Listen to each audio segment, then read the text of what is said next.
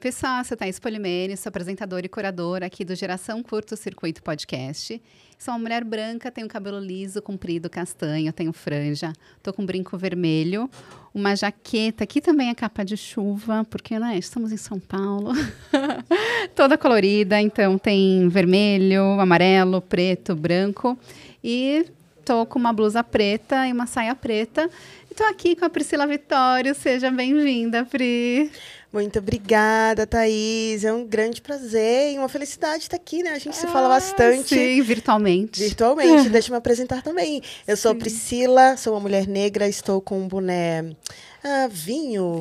Lá. Estou com uma blusa branca, assim, com as mangas na altura dos cotovelos, um relógio e isso. Isso, maravilhosa. E realmente, gente, a gente se conheceu virtualmente, finalmente conseguimos nos encontrar pessoalmente.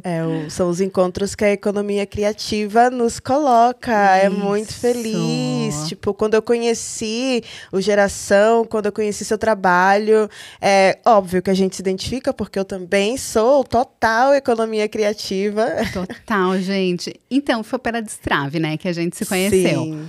E, na última conversa, a gente falou sobre transição de carreira. Eu falei, nossa, seria muito legal a gente falar sobre isso, porque a economia criativa possibilita tantas carreiras, tantas profissões.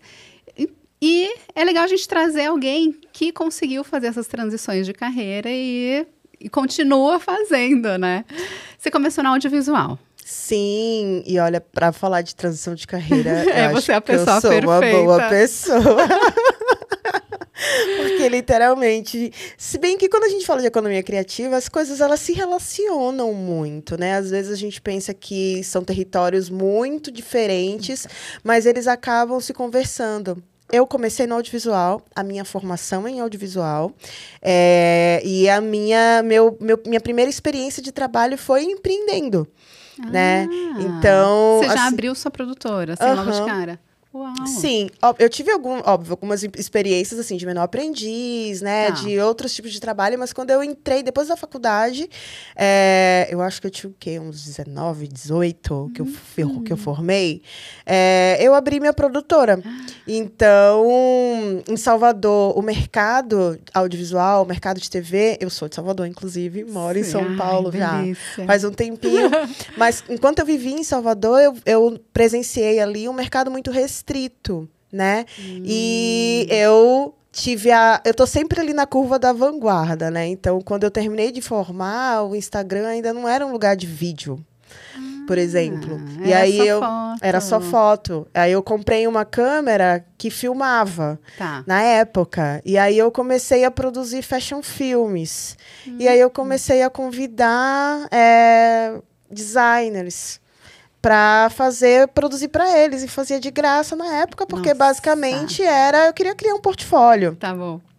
E aí fui fazendo para fui fazendo para outro, depois eu estava produzindo para uma revista local, depois eu comecei a atender algumas marcas locais, depois 10 anos se passaram, meu último trabalho, assim, com a minha produtora foi atendendo a afiliada lá de Salvador.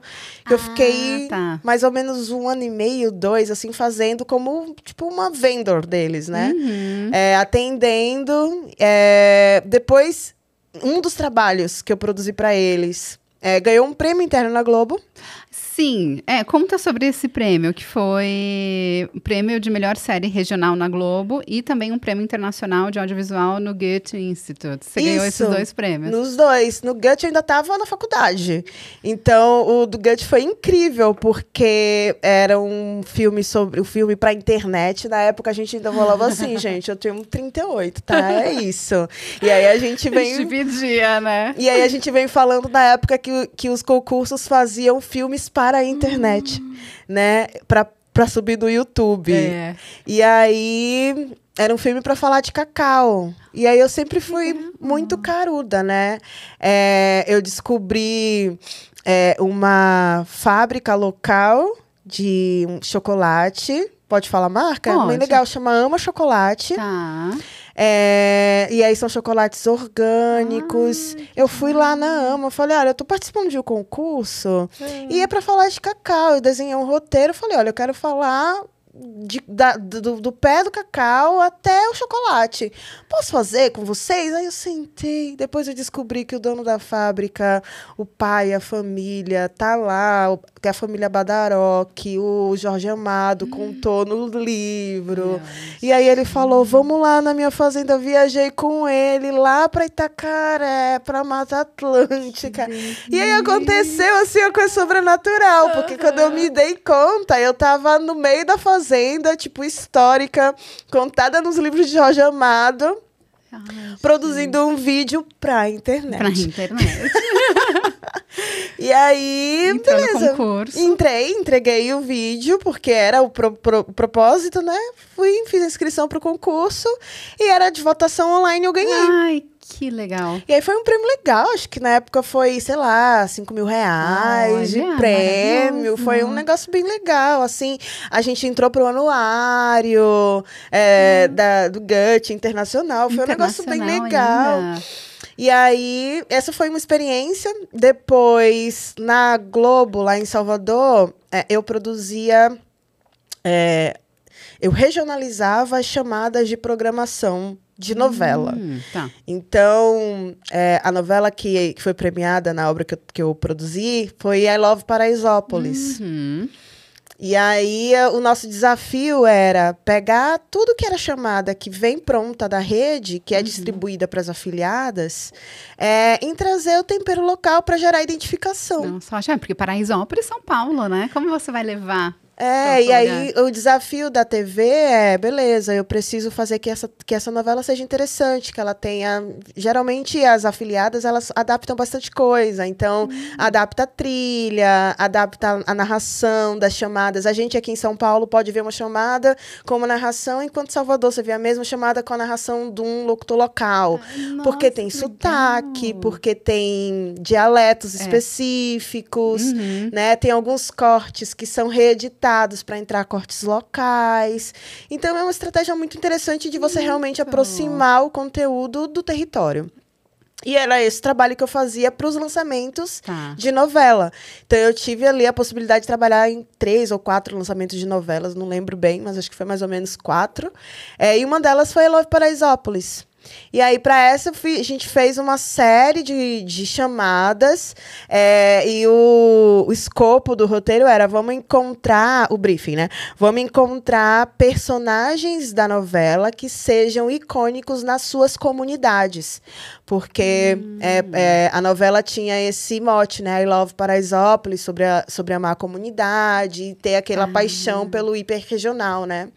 E aí, a ideia foi, beleza, vamos nas comunidades mais icônicas aqui de Salvador, as mais populares, a que a gente sabe que tem personagens que são vibrantes e reconhecidos. Vamos encontrar dentro da comunidade pessoas que são ali aqueles que representam os personagens que estão ali na novela. Perfeito. E aí o trabalho foi ir lá na comunidade, de porta em porta. Eu não conhecia todas, mas fui lá, gente, olha, tem alguém que seja assim? E aí aquele trabalho de campo mesmo. Muito! De pesquisa local. E aí dizer, olha, essa pessoa. E aí a gente conta da novela, conta do personagem. E aí chega nas pessoas que têm essas características muito parecidas. E aí ganhou o prêmio. E aí foi esse prêmio que me trouxe para São Paulo. Porque daí você decidiu vir para São Paulo ou não? Eu recebi um convite para gerenciar literalmente a área que eu prestava serviço lá em Salvador. Foi mais ou menos isso. Aqui na Globo. Na IPTV, que é uma afiliada no interior de São Paulo. Aí você veio pro interior ou não? Você veio direto para São Paulo? Eu fui pro interior. Aí eu fiquei 2 anos e meio em Ribeirão Preto. Olha! E aí lá a gente cuidava de toda a região central e do sul de Minas. Gente, então era um trabalho bem louco, incrível, legal. Porque uma coisa que eu achei muito interessante do território cultural do interior de São Paulo é que por mais que as cidades elas sejam próximas, por mais que elas tenham características muito semelhantes, elas têm personas completamente diferentes. Cada cidade. Cada cidade. Então, por exemplo, se eu estava em Salvador produzindo para Salvador diferentes versões de conteúdo, no interior de São Paulo eu tinha que fazer um para cada cidade, praticamente. que não se identificava com a linguagem da outra. Então, por exemplo, a comunidade de Piracicaba é diferente de Campinas, que é diferente de sul de Minas. Total. Que é diferente de Ribeirão Preto. Então, tinha peças que a gente fazia versões para rodar em cada uma dessas cidades, porque precisava. Nossa, então, muito. E o seu trabalho é muito de campo. Você é boa nisso. E você, a partir daí, se descobriu também na pesquisa, né? Porque a pesquisa também é muito de campo. A parte da antropologia, você trabalhou na Consumoteca? Cara, eu amo a Consumoteca. Acho muito legal. É maravilhoso. É entender a antropologia, trabalhar com pesquisa, mas eu acho que tudo isso vem do audiovisual. É mesmo? Porque quando eu fui fazer audiovisual, eu queria ser documentarista. Aí é total campo mesmo. E aí, eu queria ser documentarista. E aí, fui para um lugar que também conta história, que quando a gente fala de moda, a gente também fala desse lugar, né? De narrativa, de personagens, de comportamento. Aí, quando eu vou para a TV, eu vou com esse desafio de tornar mais digital aquela linguagem que tem uma pegada mais tradicional. E aí eu faço uma primeira transição de carreira. Certo. Que é para a área estratégica. Tá. Né? Que eu saio do território de produção de TV, de produção de conteúdo audiovisual, desse lugar mais de produção mesmo, né? Mais tático, digamos assim. Da jornada. E aí eu fiz uma pós-graduação em estratégia e branded content. Entendi. E eu sempre tive essa pegada de olhar de entender negócio, eu sempre tive essa pegada de entender os objetivos por trás de uma peça. E sempre fez parte, eu acho que o lugar do empreendedorismo também me coloca aí. Eu acho que sei. Esses 10 anos que eu fiquei gerenciando ali, eu empreendedora, que era a minha produtora, que não tinha mais ninguém além de mim, da minha companheira na época, que era éramos nós ali que cuidava do rolê todo. Meu Deus. Então, a gente lidava direto com quem tinha um objetivo. Olha, eu tô pedindo essa peça aqui, mas o que eu quero é isso. Olha, eu preciso vender, olha, eu preciso promover, tem objetivos específicos por trás da entrega. Isso sempre foi muito forte, inclusive no meu processo. Tá. E aí, quando eu fiz o Branded Content, foi muito ali para entender como dialoga a estratégia, mas ainda estava na pegada do conteúdo, né? Porque na época também, mais uma curva de vanguarda, o Branded Content, quando eu fiz a minha pós-graduação, foi o momento que ele surge. Por quê? O marketing estava entendendo que se comunicar no ambiente digital não era a mesma coisa de fazer publicidade tradicional. Nossa. E aí, esse conceito de branded content, ele emerge como uma forma e linguagem das marcas construírem comunicação não intrusiva. Olha! E aí ela estava ali, eu estava no território da TV ainda, querendo entender, né, como a gente construía outras narrativas. E aí tinha a parte da narrativa e a parte da estratégia no conjunto da obra. Tá.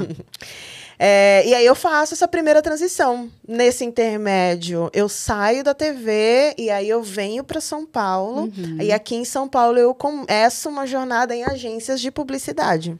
Para trabalhar com estratégia. Para trabalhar com estratégia. Ah, é? E aí foi incrível, porque a gente sai de uma emissora que é um varejão para ir para outro varejão.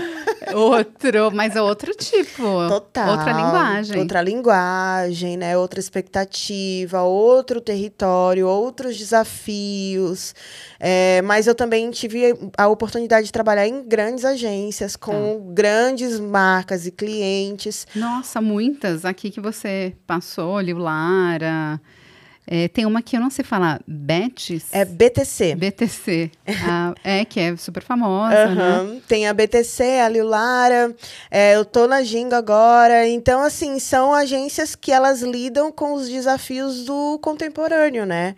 Que é entender como coloca essas marcas, enfim, na conversa, como rejuvenesce, o tempo inteiro a gente precisa rejuvenescer. É verdade, né? Tem também essa ditadura do ser jovem, né? Exatamente. E é na publicidade. Total. Conectar a linguagem para as tendências, para o que está acontecendo, enfim. E aí entra a estratégia. E aí eu tive a oportunidade de trabalhar na Consumoteca também. E foi com estratégia na Consumoteca? Na Consumoteca, eu entro como uma analista de pesquisa com os skills de estratégia, na época que eu passei pela Consumoteca. Porque a pesquisa, quando a gente está dentro de uma consultoria, ela também tem uma entrega estratégica, né? É diferente. É diferente da gente pensar no contexto de pesquisa. Tá bom. Verdade. Outros tipos de pesquisa, tipo acadêmica. Uma pesquisa acadêmica, exatamente. Quando a gente olha para uma pesquisa que vem dentro de um brief para uma empresa de consultoria, a gente usa, obviamente, as ferramentas ali da pesquisa acadêmica, da pesquisa científica, a gente usa esses recursos, mas, no fim, tem um objetivo que é de negócio, né? Então, o briefing responde aos desafios de negócio, né? As descobertas que a gente precisa fazer para fazer alguma recomendação para o desenvolvimento de produto, né, para uma mudança de layout de uma loja. Então, eu participei de projetos incríveis, assim, que é, tipo, desde pensar no rótulo de marcas famosíssimas de cosméticos, de estar do outro lado da sala de vidro, da sala de espelho ali, junto com o cliente, enquanto a dinâmica está acontecendo, e as pessoas ali participando da dinâmica, analisando um rótulo, analisando o outro. Projetos como uma grande marca de cosméticos, outra. Vai fazer uma repaginação inteira do layout das lojas do Brasil inteiro. Então, a gente precisa ouvir revendedores, lojistas, consumidores, entender onde que eles se identificam dentro da loja. Então, assim, é uma dinâmica muito interessante também, mas ela responde a objetivos de negócio. E, mais uma vez, o audiovisual estava ali, né? Que é esse lugar de descoberta, de escuta, de tradução de narrativa, de construção de contexto. Pelo que eu tenho percebido, não teve uma mudança drástica, porque você foi acumulando o seu conhecimento e tudo que você aprendeu nas profissões anteriores, você continuou utilizando nas seguintes, né? Total. Eu acho que até agora você tem utilizado, né? Total. E aí, nessa jornada da estratégia, aí tá eu na curva da vanguarda de novo. Tem um novo conceito que se chama Consumer Insights, né? Que é o profissional que tem essa capacidade de traduzir a necessidade do consumidor para os objetivos da marca. Porque as marcas precisam ser mais consumer-centric, precisam ser mais responsivas. Elas precisam entender que elas não resolvem os objetivos que elas querem apenas se elas não ouvirem e atenderem às expectativas dos consumidores. E aí vem mais uma mudança, que aí eu trago o Analytics para esse lugar. E aí, nessa virada, eu fui para o Nubank. Daí você foi pro corporativo. Daí eu fui no corporativo eu já tava. Mas porque a agência a gente não coloca muito no corporativo, né? Boa. Só que o Nubank, na época que eu entrei, ainda não tinha IPO, ainda era uma startup que era o unicórnio, né? Não acredito. Quando eu fui pro Nubank, ele ainda era o unicórnio brasileiro, ele não era esse bancão. Bancão agora. Né? Ele ainda estava no momento de... fazendo a transição, já tinha feito a transição, né, do que era o Nubank conhecido pelo cartão de crédito para ser um banco com conta.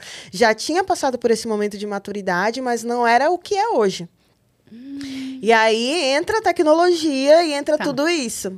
E aí os meus skills de estratégia, de pesquisa, entra ali com a visão dentro do Nubank, que é lá no Nubank, eu trabalhava na área de CI, de Consumer Insights, e o meu trabalho era literalmente ouvir os Nubankers. Era entender um desafio de um novo produto, construir roteiro de pesquisa, aplicar a pesquisa com a base de usuários, analisar essa pesquisa, construir relatório e reportar para as áreas.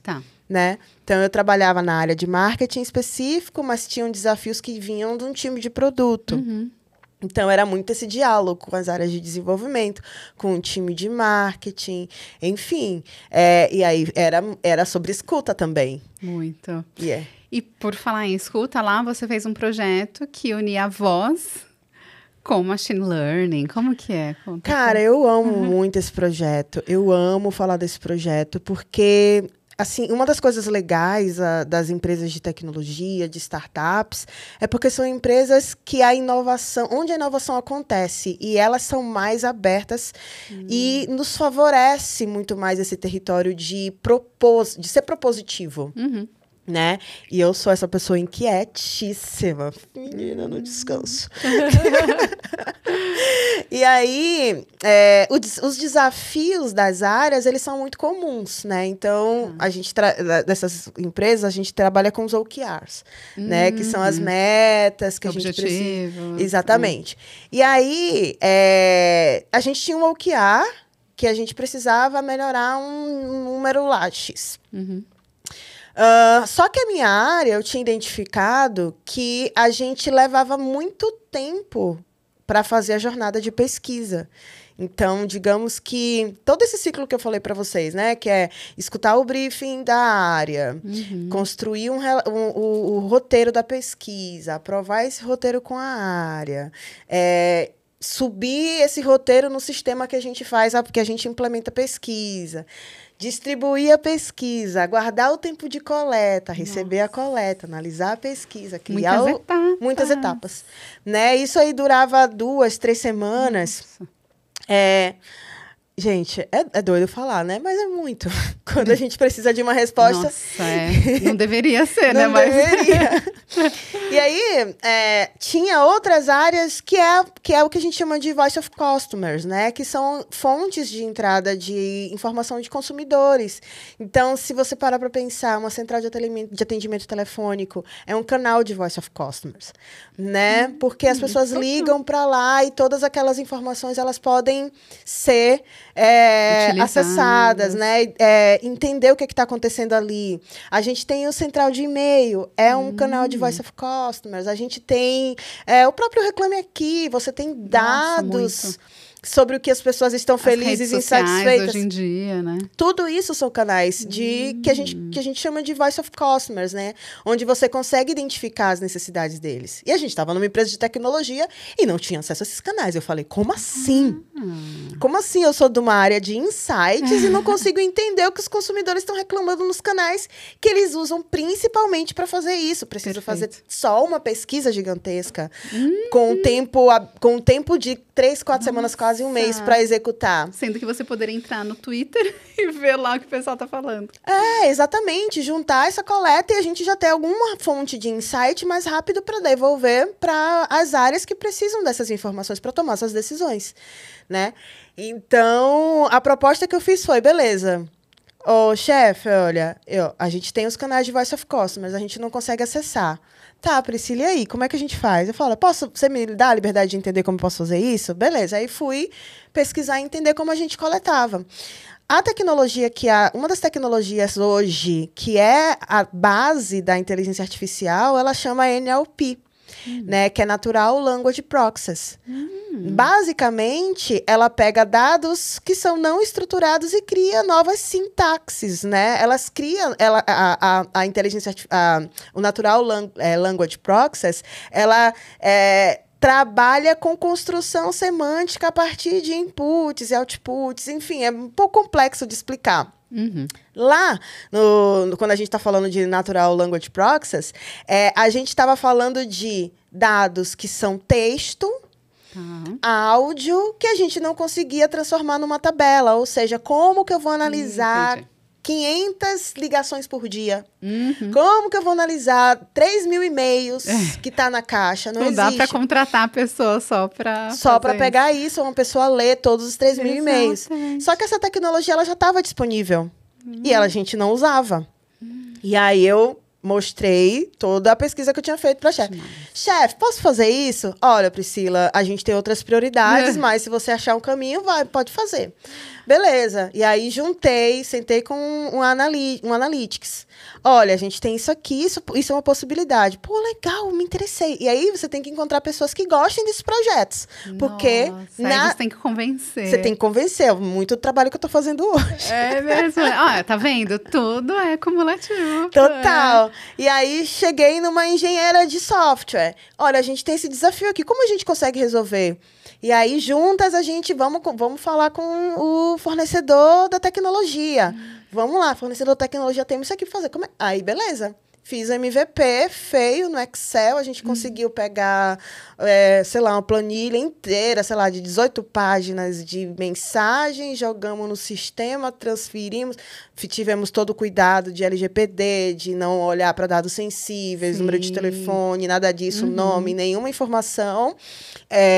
E aí a gente pega esses dados, processa dentro do NLP e consegue identificar sobre o que um conjunto de e-mails estava falando para fornecer insights. Na época, a gente estava fazendo uma pesquisa e eu rodei esse teste com a mesma temática. O mesmo resultado da pesquisa saiu, tipo assim, em 1 hora que a gente conseguiu fazer o processo, o que levava, sei lá, 3 semanas para a gente fazer. Então, é assim que nasce tecnologia. É assim que nasce. E aí, acabei saindo de lá, porque na época eu recebi um convite para ir para o Google, e aí fiz a seleção, passei, fui para o Google, mas o projeto ficou rodando uns 2 anos, porque é moroso. Acaba não sendo. Ótimo, que bom. Só que aí depois chegou a inteligência artificial e naturalmente o projeto morreu e tudo bem. Foi substituído. Exatamente, né? Mas o projeto venceu, sabe? Sim. No final, o meu último dia no Nubank foi apresentando pro CMO que estava em Los Angeles. Nossa. E ele perguntou, quanto custa? Ou seja, vencemos. Isso é uma jornada de sucesso. Foi muito bom. E aí você foi pro Google? Então. Fui pro Google como vendor, trabalhar num projeto dentro da área de marketing, também com esse desafio de traduzir pesquisas em insights para gerar entregas mais rápidas e ajudar times a serem mais ágeis, eficientes. No Google também tive uma experiência muito boa, porque eu liderei uma pesquisa lá para falar de afroempreendedorismo. E foi uma experiência, assim, absurda, né? Tipo, falar de ter a possibilidade de mesmo como vendor, ter passado pelo Google é absurdo, porque a Google Land é bem legal. Com certeza. E essa pesquisa também, eles deram um espaço, né, para falar sobre isso. Total. Aí, quando a gente fala de afroempreendedorismo e a realidade dos afroempreendedores no Brasil, é um território muito delicado, porque apesar das evoluções que nós tivemos ao longo dos anos, a gente ainda tem muito a ser feito, né? Um dado que me pega muito nesse lugar é... Tipo, mais de 50% das mulheres que são empreendedoras, das mulheres negras que são empreendedoras, isso num cenário Brasil, elas não resolveram empreender porque é o melhor caminho. A maioria delas declararam, inclusive essa pesquisa está até disponível. Eu acho bem legal que quem é empreendedor, quem tem interesse em conhecer mais sobre isso, que veja, entenda um pouco mais essa realidade. A pesquisa é uma fonte muito importante de informação, de conhecimento. E mais 50% dessas mulheres, elas declaram que sofrem racismo e que uma das motivações para serem empreendedoras é o não pertencimento nos ambientes de trabalho por onde elas passam. Tá. E, enfim, realidade que nos atravessa, né? Que me atravessa também. Então... É um lugar... Coisa de Preto o nome da pesquisa. Coisa de Preto. Tá, eu estava procurando aqui. Exatamente. Ótimo, está disponível, então, para quem quiser. Tá disponível. Se eu não me engano, no Think with Google, se jogar lá e pesquisar Coisa de Preto, pesquisa para afroempreendedores brasileiros, e até no Google mesmo, se jogar, ela chega no link. É bem legal. Isso que você falou das mulheres, aí eu acho que daria também um outro episódio, né? Porque eu estava no Web Summit do Rio esse ano, e aí eu vi um talk que uma amiga que tinha indicado, eu nem tinha colocado na minha agenda, mas eu fui lá assistir e eram pessoas de vários países. E aí o mediador perguntou qual era a dificuldade maior dentro daquele país em relação aos empreendedores. E aí tinha um cara de Israel e, enfim, né? Deixando à parte todas as questões, ele falou que uma dificuldade que ele tem visto é em relação à saúde mental, por causa da guerra, né?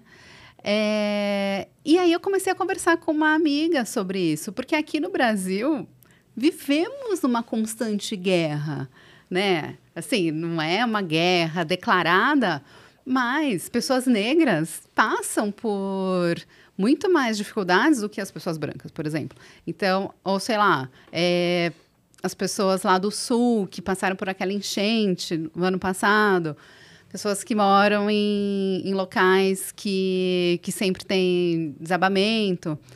Então, como que é, né, para a saúde mental do empreendedor? Será que existe uma pesquisa no Brasil de como é a saúde mental dos empreendedores, e especialmente em tecnologia, que agora você está na área de tecnologia? A impressão que eu tenho é que, não sei, eu acho que muitas pessoas que empreendem na área de tecnologia já têm um nível financeiro um pouco mais alto. E aí, a gente acaba não vendo essa dificuldade. É isso mesmo? Como que é? Olha, uma coisa boa da tecnologia é que ela se tornou mais acessível, né? E a própria demanda, ela abriu muitas oportunidades para pessoas que não têm mais um único perfil ou característica, seja parte integrante desse território que é hoje o território da tecnologia. Uhum. E quando a gente fala de saúde mental e do empreendedor da tecnologia, acho que você tocou num ponto excelente. Eu não conheço, não transitei por nenhuma pesquisa relacionada à saúde mental, mas é um lugar que precisa muito ser cuidado. Quando a gente fala da própria dinâmica do profissional na área, eu não vou nem falar do empreendedor. Tá. O profissional da área, ele trabalha muitas horas. Ele é muito cobrado. Ele tem possibilidade de trabalhar em mais de um lugar.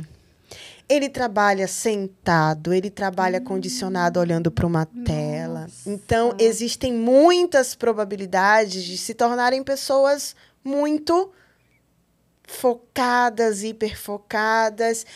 E, assim, eu falo de mim, eu sou TDAH, e eu sei o que é o hiperfoco, eu sei o quanto que ele ajuda em alguns territórios da vida da gente, porque a gente consegue ter ali, né, uma capacidade que é distinta, de olhar para uma coisa e desligar literalmente o mundo e dizer assim, beleza, vou aqui até acabar. Mas esse desligar também, às vezes, a gente vai para territórios... E, assim, para você trabalhar com tecnologia, o foco, a concentração, são elementos fundamentais para você conseguir fazer qualquer coisa ali.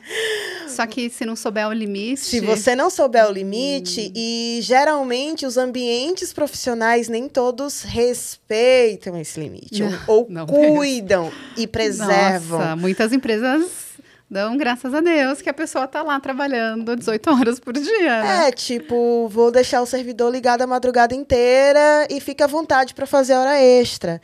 Então, as pessoas, elas entendem isso como benefício, o dinheiro é uma necessidade e elas trabalham mesmo, né? Viram a madrugada e no dia seguinte está lá e aí, infelizmente, isso é um território muito delicado.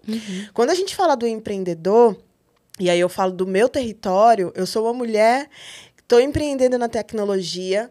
Eu gosto muito de desconstruir o conceito de que a tecnologia, as startups, elas são as empresas da garagem. Não são mais as empresas da garagem. Também não deve ser um território só onde os homens estão presentes. Então, quando a gente fala Porque o audiovisual, que foi de onde você veio, é um pouco masculino também, né? Total. Masculinizado, assim. Total. Todos os territórios que eu passei. Todos os territórios. Então, aí eu falo de falta de diversidade, aí eu falo de falta de representatividade de pessoas pretas, de pessoas LGBTs, de pessoas com todos esses recortes em lugares de liderança, né? Na tecnologia, falta de representatividade de pessoas pretas e líderes nem se fala. Tá, né? Então você é exceção. Ou... Não, o que você sente, assim? Nos lugares que você circula. Eu acho que exceção não é a melhor palavra que define, não. Porque eu acho que quando... Não sei muito, eu não sei, mas eu não me sinto muito confortável com o termo. Mas eu sempre estive num lugar onde eu tinha pouca representatividade perto de mim. E isso sempre foi um lugar que afetou a minha saúde mental. Tá bom. E aí a gente volta para esse lugar que é o lugar do pertencimento, que é o lugar onde você não tem lugares de apoio, né? É um lugar onde, infelizmente, o racismo, o assédio, ele é presente e constante e recorrente, né? Então, se torna muito difícil num ambiente competitivo, num ambiente onde você tem muitas oportunidades de crescer, de se desenvolver, de você acolher uma pessoa que passa por algum problema de racismo, de assédio, porque, enfim, é melhor você não se envolver, fazer vista grossa porque está acontecendo. Então, a gente teve boas evoluções no sentido de ver um movimento de diversidade para que as empresas não a corrida muito nervosa de que não tem gente aqui, vamos abrir vagas afirmativas. E a gente entra nas empresas muito com aquele sentimento de cotista, sabe? Muito com aquele sentimento de tipo... Aí as pessoas olham para você com um olhar tão assistencialista e a sua competência, o seu trabalho, ele fica num lugar que ele não deveria estar, sabe? Então, a saúde mental das pessoas que trabalham com tecnologia, das pessoas pretas, das mulheres, elas precisam ser olhadas e ser principalmente, é uma pauta que precisa de uma cobrança, inclusive, mais proativa das empresas para que cuide, porque, infelizmente, que a gente tinha muito costume de ver reuniões com vazios e cadê a pessoa? Tá um burnoutzinho. Aí a outra, semana passada também. Gente. E na outra semana é outra pessoa. E a gente vê isso se torna um padrão, né? Infelizmente, do território, porque é muita cobrança, muita coisa e, enfim, pouco cuidado. E eu acho que dentro de empresa pode ser mais possível fazer essa pesquisa. Agora, com empreendedores... Às vezes, não são todos os empreendedores que vão participar das pesquisas.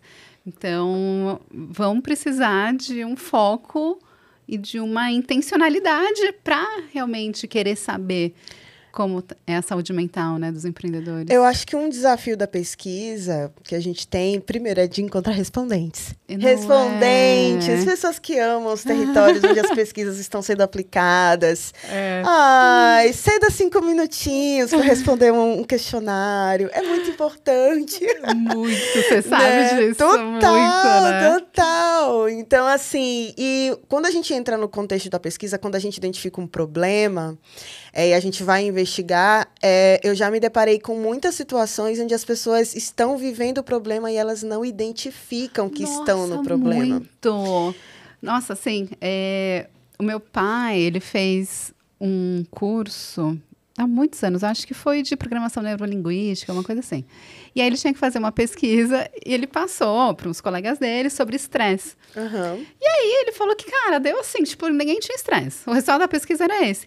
Aí, conversando, sei lá, na semana seguinte com os amigos dele, aí uma mulher falou, nossa, mas eu tô passando por um problema, porque lá em casa vazou o cano. Mas faz quanto tempo? Não, já faz uns 2 meses. E ela colocou lá que tava tudo bem. Então, as pessoas não identificam. As pessoas, elas têm o hábito, e é natural, de naturalizar determinado comportamento. E quando ele é perguntado sobre se aquela conduta, aquele hábito é algo que te afeta em algum aspecto, ela não vai reconhecer se não for provocada, e a pesquisa ela tem que ter o limite, né, para você não invadir, não tornar ela enviesada. Sim. Você tem que, de fato, entender qual é a percepção daquela pessoa naquele contexto. Nossa. E o empreendedor em relação à saúde mental, eu acho que é muito sobre isso, porque você tem uma rotina que se torna padrão, né, de, enfim, dormir, não acordar, e você não reconhece se você não tiver alguém, um acompanhamento de que talvez aquele comportamento ele não seja o mais saudável para você. Nossa. Eu tô passando por uma situação muito parecida agora. Eu tô fazendo uma pesquisa sobre pro desenvolvimento da minha plataforma. Certo. E um problema que eu identifiquei é que muitos profissionais que trabalham com educação, eles usam múltiplas ferramentas. E aí, quando eu pergunto qual é o benefício de uma automação, qual é o benefício de ter uma ferramenta integrada, se aquela jornada, ela traz algum tipo de, sei lá, você gasta mais tempo, a gente faz uma pesquisa para as pessoas acham que é legal, normal. Tipo assim, uma jornada que poderia ser otimizada pelo hábito. Então, assim, você nunca pensou em ter determinados recursos de uma forma mais simples para você utilizar. É verdade. Então, aquilo se torna padrão.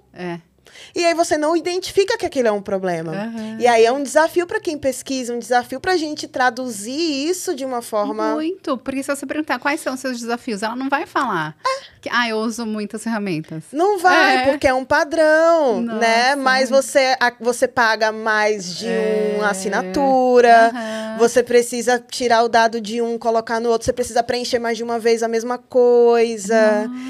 Você precisa fazer download em um para esperar fazer o upload no outro. Isso mesmo. Você precisa abrir a câmera e fazer. E aí preencher toda a jornada de uma plataforma, mas só porque você precisava gravar. E aí você vai lá, aperta fazer o download, aí precisa gastar espaço no seu computador para salvar. Ou então você precisa pagar mais um drive. E aí quando você pergunta para as pessoas como é que essa funciona, você, é legal. Ela não sabe o que aquilo leva de horas de tempo do dia, o que aquilo gasta de dinheiro, porque ela poderia estar economizando. Ela não para perceber que aquele tempo que ela tá ali fazendo download de um, fazendo upload de outro, subindo no drive, renomeando arquivo, ela poderia estar fazendo um Cooperzinho, dormindo, tomando um café. Tendo qualidade de vida. Tendo qualidade de vida. E aí o desafio da pesquisa, eu acho que falar com o empreendedor também, né? O empreendedor, ele constrói a sua jornada fazendo, né? Então é difícil reconhecer... Isso. Né? Os desafios da jornada. É difícil você reconhecer uma experiência melhor quando você não vive ela, você não tem referência. Muito. Então, enfim, eu acho que eu super te encorajo a liderar essa pesquisa porque é uma necessidade, né? Principalmente para movimentar mesmo e para as pessoas reconhecerem que elas precisam ter mais qualidade de vida como empreendedores. Nossa, muito. E eu quero que você fale sobre a Destrave. Só para a gente finalizar essa parte da transição de carreira, a gente terminou você no Google, a partir daí você foi direto para a Destrave? Não, aí eu fui pro TikTok. Jura? Juro! E aí no TikTok foi o desafio mais desafiador, assim, porque eu fui trabalhar na hora de operações. E fui trabalhar muito olhando para dados. E foi a minha primeira experiência tão data-centric, raiz ali. Mas foi incrível, incrível. Os dados são mega importantes e a gente não tem noção disso, né? Foi assim... Hoje eu posso dizer que acho que eu passei, assim, eu fiz um PhD, assim, de todos os lugares que eu trabalhei, foi compondo, assim, um pouquinho da minha carreira. E a ByteDance, ela fechou esse ciclo e de uma forma muito importante para o meu desenvolvimento profissional. Entender operações de uma plataforma de criadores, olhando para a América Latina, olhando para dados, entendendo como meu papel ali era de criar métricas, de ajudar a construir KPIs para os gestores de comunidade trabalhar o desenvolvimento dos criadores gerenciados. Uau! Então, era entender os desafios de negócio, literalmente, os objetivos de negócio, entender a oportunidade de conteúdo do que estava trendando, do que estava acontecendo na plataforma, entender quem eram os criadores que, enfim... E buscar os criadores. Buscar os criadores, estimular os criadores, apoiar o time que gerencia os criadores, a construir programas. Menina... Era uma loucura, mas foi legal. Eu imagino. Nossa, uma super experiência. E agora o TikTok tá bombando demais aqui. Sim, total. Então foi uma experiência incrível.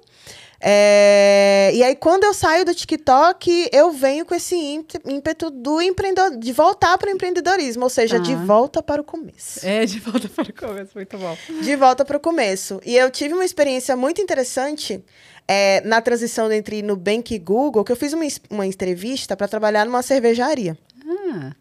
E não passei na entrevista. Mas foi uma entrevista, menina, assim, a primeira entrevista que eu fiz, que parecia um filme, com uma mesa de quase 2 metros, com um monte de gerentes de um lado, um monte de gerentes do outro, e uma entrevista que todo mundo falava e todo mundo perguntava. Era um rolê, assim, foi um rolê bem complexo, com o CMO sentado na ponta da mesa.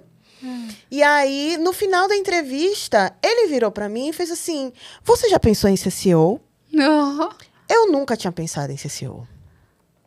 Eu nunca tinha pensado em ser CEO. Porque naquela entrevista eu estava falando do case que eu tinha trabalhado no Nubank. Tá. Claro. Foi uma startup que você criou lá dentro, praticamente. E eu não sabia que era isso que a gente estava fazendo. Né? Eu estava só fazendo. Claro. Eu estava só fazendo, eu não tinha esse gatilho, não tinha virado. Eu só estava fazendo. E aí, quando eu fui, que eu contei como eu fiz, como eu resolvi o problema, etc., ele não me contratou, mas ele fez o melhor comentário que realmente mudou a minha vida. Demais. Olha, ele nem deve saber a importância, né, desse comentário. Desse comentário, porque ele virou para mim e me perguntou: você já pensou em ser CEO? Até ali eu nunca tinha pensado. Eu peguei aquilo, inclusive, guardei e falei, tinha feito a pesquisa, falei, eu não quero sair de empresa formal e empreender, sofrer, Deus me livre, correr atrás e todo dia uma luta, um negócio. Mas ficou a sementinha lá, né? Ficou. E aí, quando eu saí do TikTok, eu falei, passei aquela semana de boa, acordando tranquila, e dormia e acordava. Mas também não foi só tranquilidade, não. Foi muito furacão. No passado, minha vida deu um virou de cabeça para baixo.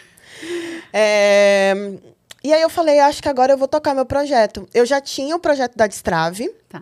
Desde antes da pandemia, eu comecei fazendo umas rodas de conversa. Não conseguia tocar com frequência, porque a minha vida sempre foi uma correria muito grande.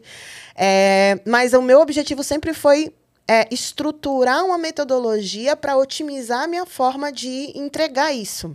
Porque eu sempre soube que a minha vida era corrida, a minha agenda era difícil. E aí eu falei, eu preciso que isso seja uma metodologia para eu não ter que, toda vez que eu for dar uma mentoria, eu ter que pesquisar um tema e eu estruturar tudo. Como eu faço uma metodologia? E aí eu peguei um período que eu estava tranquila e construí uma metodologia que era um game board. Então, fiz uma metodologia para ajudar as pessoas a identificarem problemas usando design thinking num game board. Tá lá em casa. Tipo, nem cheguei a usar, literalmente. Fiz assim com alguns amigos próximos. Deu super certo. Todo mundo falou, caramba, resolve. Olha, a gente pensa. Eu nunca tinha pensado em resolver um problema a partir desse estímulo. Nunca tinha pensado em olhar para as oportunidades dessa forma e vi que funcionou. Tá. Nessa jornada, me veio o gatilho de transformar isso num game digital.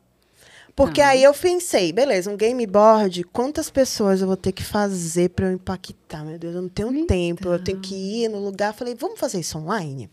E aí comecei a catar formas de transformar esse game, que era um game board, que já estava todo estruturado, só para digitalizar ele. Ótimo. Comecei por aí.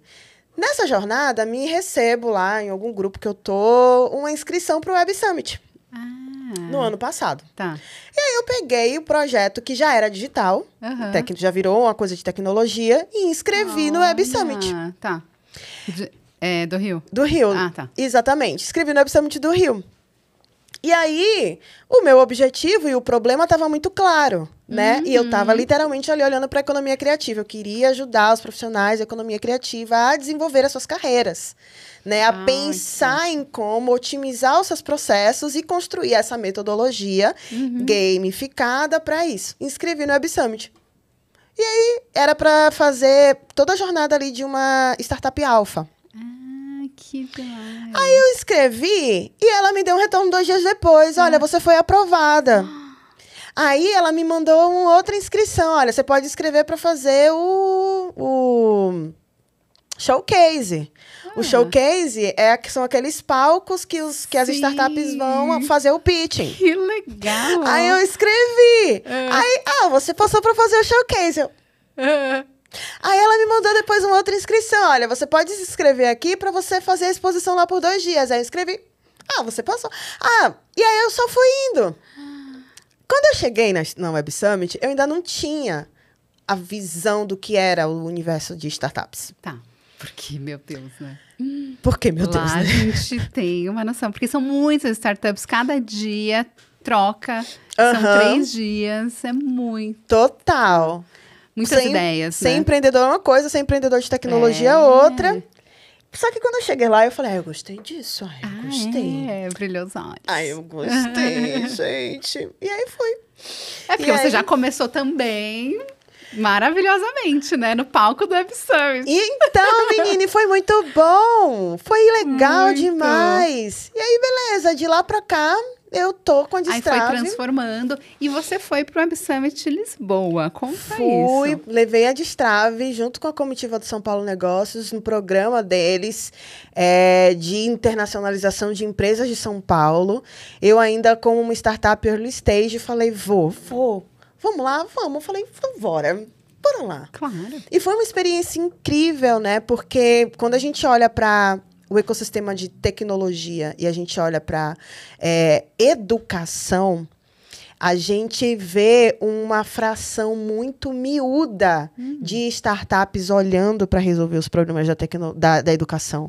Porque quando a gente fala do universo das startups, você precisa resolver problema. Então, os problemas emergentes, as necessidades emergentes, elas se tornam foco. Entendi. Então, e a educação, a evolução não vai ser a mesma de uma startup de finanças, sei lá. Hoje a gente está olhando para a pegada de carbono, redução de pegada de carbono. A gente está falando da inteligência artificial agora na robótica. Então, assim, a gente vai ver essa distribuição de soluções que são as startups, resolvendo soluções que investidores vão olhar e investir, focando nos problemas centrais do mundo. Entendi. Entendeu? E é basicamente um pouco da lógica de como isso funciona. Então, você tem automação, vai estar 30% está falando de automação, você tem redução de pegada de carbono, mas 30% está falando disso. Entendi. E essas startups, elas vão resolvendo problemas que são pessoas hipercriativas, que estão no mercado, que trabalham com isso, da tecnologia, têm ideias e criam uma startup. É assim, né?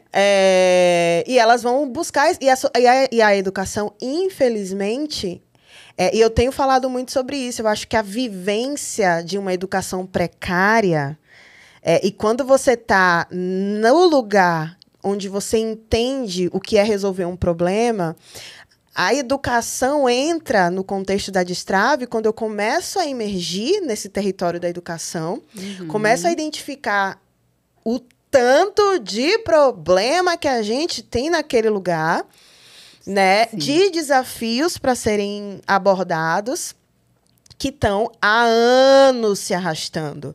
A gente vê outras áreas num volume, numa velocidade de evolução, que a educação ela está na última fila, né? Então, eu saio de um contexto de educação pública. A minha escola foi uma escola pública, a minha formação vem de escola pública, né?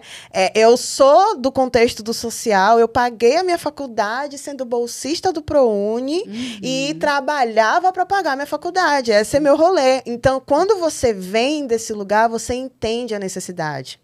E é aquilo. Se você não tem a experiência de vivenciar uma boa experiência, você não vai reconhecer que aquele problema pode ser resolvido. Ótimo. Então, foi aí que eu falei, eu abracei a educação e a Destrave, ela se expandiu do que era um projeto para economia criativa para um projeto de educação, né? Lindo. Porém, a economia criativa continua sendo o eixo, porque a tecnologia está na economia criativa e só de eu ser uma CEO de uma plataforma de educação, isso já é uma inovação, gente. Isso já é uma disrupção. Eu sou uma mulher preta, nordestina, CEO de uma startup que estou aqui lutando para fazer ela acontecer. O meu time são 3 mulheres, 3 mulheres LGBTs, 3 mulheres nordestinas e são 2 homens. O último que está chegando agora. Estou muito feliz, a gente tem mais uma pessoa no time. Então, são 3 mulheres e 2 homens, ou seja, ainda somos maioria mulheres nordestinas LGBTs. Então, já somos uma revolução nesse mercado. Nossa, muito. Parabéns. Obrigada. Que lindo. E como que a gente pode saber mais a Destrave? Eu sei que vocês estão nessa fase de... Não é ideação mais, ou não, é de ideação, a gente está finalizando a fase de validação. Validação, tá. Que é, a gente já passou por várias, e aí é o que a gente chama de pivotagens, né? Que a gente pensa na solução, e aí desenha ela, vai para o dono do problema, porque... é muito difícil para quando você tá ali idealizando uma solução, você se desapegar e construir ter que mudar, né? Ter que mudar. A gente começa com gamificação, a gente muda, vai para outro caminho, e a gente está agora nessa fase de validação. Tá. E pertinho ali de sentir o cheiro do produto, né? Então, a gente está se aproximando desse momento para começar a fazer os testes de produto. A gente já está com um grupo maravilhoso de pessoas ali para serem os nossos primeiros testadores. Que legal. O que é uma experiência maravilhosa de cocriar, de fazer parte desse processo de nascimento de um produto, de tecnologia. É uma oportunidade muito grande de trocar com outras pessoas da mesma área. Eu fiz uma entrevista agora recentemente e eu escutei da entrevistada, tipo, poxa, só essa conversa que eu tive com você aqui me acendeu vários gatilhos de coisas que eu posso repensar sobre o meu dia a dia como uma professora independente, né? Então, imagina essa possibilidade de troca com um coletivo que também vive outros desafios, que está buscando solução e sem contar na possibilidade de ter um problema que é seu resolvido e você contribuir. É muito legal. Muito, é muito legal. Eu falo assim porque eu sou muito empolgada. Então, mas dá para perceber que você ama muito esse projeto. Eu sou muito empolgada. Esse projeto se tornou o meu projeto de vida. E assim, hoje é muito menos sobre pressa e muito mais sobre a confiança de que ele vai nascer, independente do tempo que ele precise. No tempo dele, né? No tempo. Às vezes a gente precisa dar uma empurrada. Tá bom. Tipo, o empurrão é dormir um pouco, é trabalhar de manhã, tipo, que acontece. Mas ele realmente é um projeto que está me transformando como uma pessoa ali, de verdade, assim, no processo. E aí a gente fica sabendo pelo Instagram da Destrave, LinkedIn, qual é a melhor plataforma? Olha, eu sou bastante ativa no LinkedIn, porém, eu tenho estado bem quietinha nos últimos tempos por causa do foco no processo. Mas para saber da Destrave, é @destraveapp no Instagram. No LinkedIn é Destrave, que dá para chegar no perfil da Destrave. E também dá para chegar no perfil... Dá para chegar na Destrave pelo perfil da Priscila no LinkedIn, que é Priscila Vitório, porque eu falo bastante também, né? E aí vou fazendo as atualizações. Essa é uma fase que a gente está mais quietinha, porque literalmente é um mega trabalho essa jornada.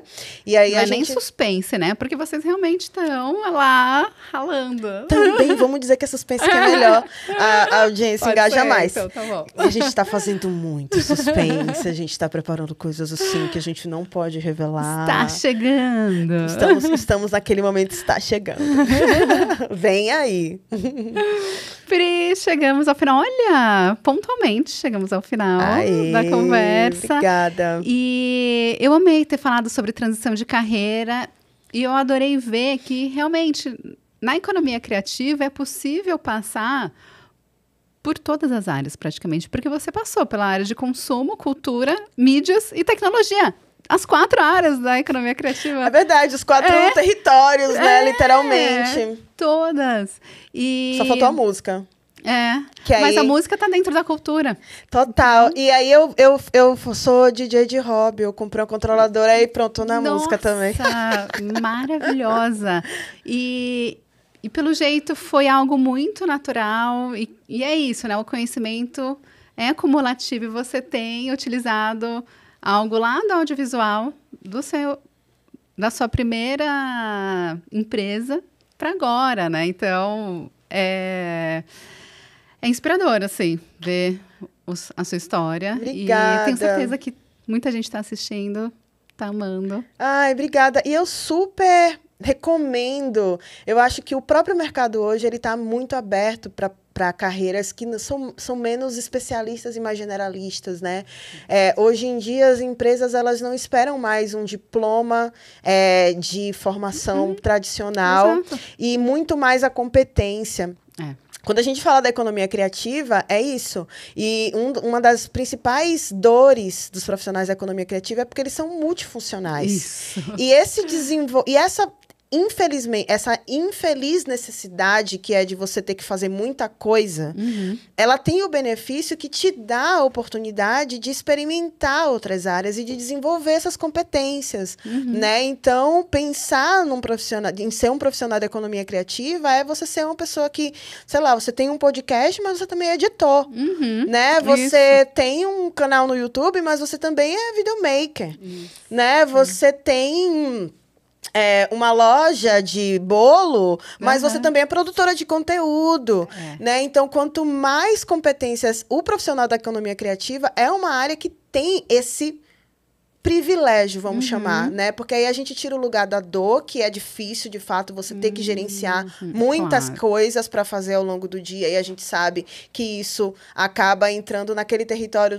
da falta de tempo, a gente sabe que isso também é consequência de não poder pagar pessoas para fazer, né? E ter que acumular funções, e entender o lugar de cada coisa, porém, o ponto positivo é que você tem a possibilidade, diferente de outras áreas, de desenvolver competências, né? E aí, quando essas competências elas conseguem ser correlatas, que foi a forma que eu fui entendendo de uma forma natural, não foi nem propositiva, né, de acumular competências em territórios que são distintos, mas que se conversam, né, e aí se tornou a carreira profissional e com as experiências e oportunidades que eu tive ao longo da minha vida. Então, eu acho que eu sempre recomendo beleza, se o meu principal trampo aqui é, sei lá, cozinhar, mas eu gosto de produzir conteúdo, se envolve naquilo também, porque, enfim, são outras oportunidades que também dá para ganhar dinheiro paralelamente. Isso!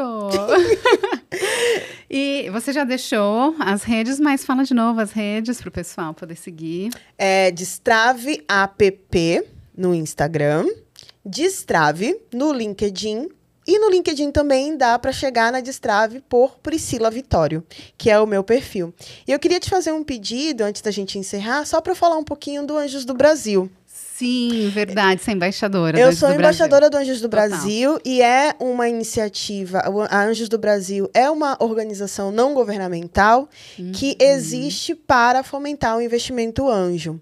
Né? E é muito importante quem tem interesse em saber como pode ser um investidor anjo, conhecer, porque a Anjos do Brasil é uma instituição que existe para dar esse suporte, né? Muitas pessoas querem ajudar uma startup, muitas pessoas querem ajudar um empreendedor, muitas pessoas querem apoiar a inovação brasileira. A gente não corresponde a 8% do que é o investimento anjo nos Estados Unidos, por exemplo. Uau. Mas pensa esse país com a capacidade criativa, com as pessoas e as cabeças que tem aqui, se tivesse mais investimento, né? Então, o investimento anjo é muito simples, qualquer pessoa física, né, com qualquer valor pode ser um investidor anjo.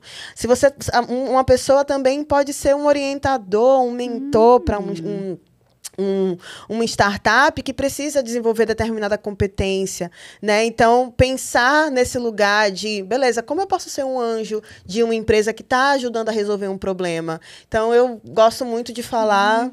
Fiquei muito feliz com esse convite de fazer parte do programa de embaixadores do investidor do Anjos do Brasil, porque eu sou empreendedora, sei o que é essa luta, né, de buscar investimento, e não é só sobre você apoiar uma startup, mas também de você entender o impacto que isso causa no Brasil como um todo, sem falar na oportunidade de retorno, né, Anjos? Inclusive, Anjos, a Destrave é uma mega oportunidade. Vamos que vamos. Não é? A Destrave está aberta para receber investimentos. Com certeza. Obrigada pelo espaço, Thaís. Obrigada a você. Ó, tô super empolgada e curiosa para poder testar. Você vai com certeza, e vai ser incrível. E quando lançar a Vida Longa para Destrave. Amém, axé. Pessoal, a gente também tá no Instagram, Geração Curto Circuito, eu também, Thaís Polimene. E a gente também tá no YouTube, TikTok. E que mais? Spotify também. E em breve, na Destrave também. Também. Na Destrave também, ela já tá sim. Perfil mais estourado. Super. Será? Obrigada, gente. Obrigada a todo mundo. Valeu. Obrigada.